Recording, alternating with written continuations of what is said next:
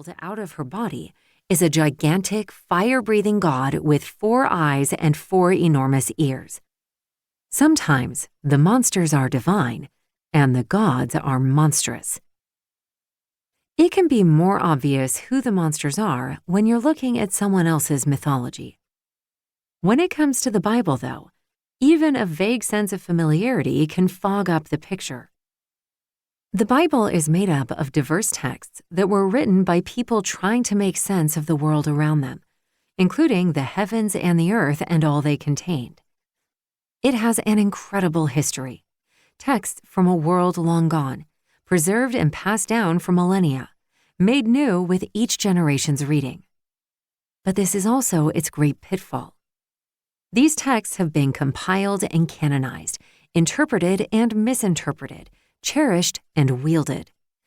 PG versions of stories are mistaken for what's in the texts themselves and mask what's right before our eyes. The Bible has been domesticated, along with the eerie creatures within. Familiar images like seraphim winging and singing, and peaceful divine messengers ascending and descending might register to the modern reader as what is in the Bible. But beware. In those pages, monsters play freely, wreaking havoc and bringing death and destruction to their divinely chosen targets. What makes a monster?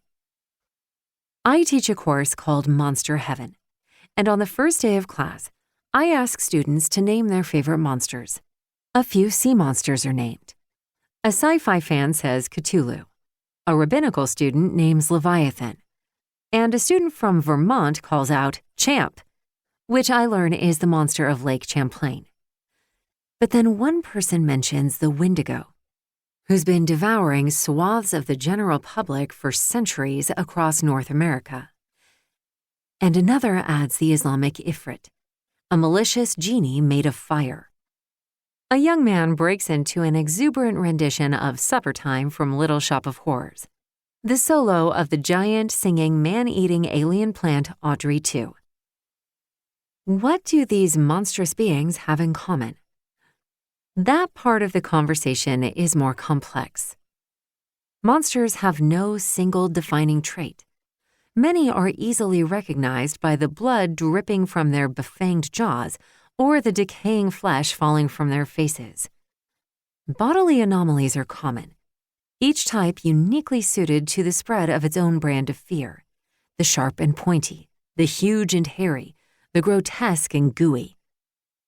But even with the dazzling variety of anomalies in the monster compendium, they don't all advertise their monstrosity with some physical aberration. Next to your more obvious monsters, beside the gigantic thrashing sea monsters and radioactive killer robots, there stand little girls with ribbons in their hair.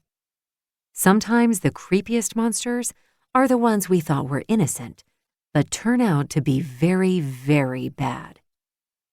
Nor do monsters all share a place in the world.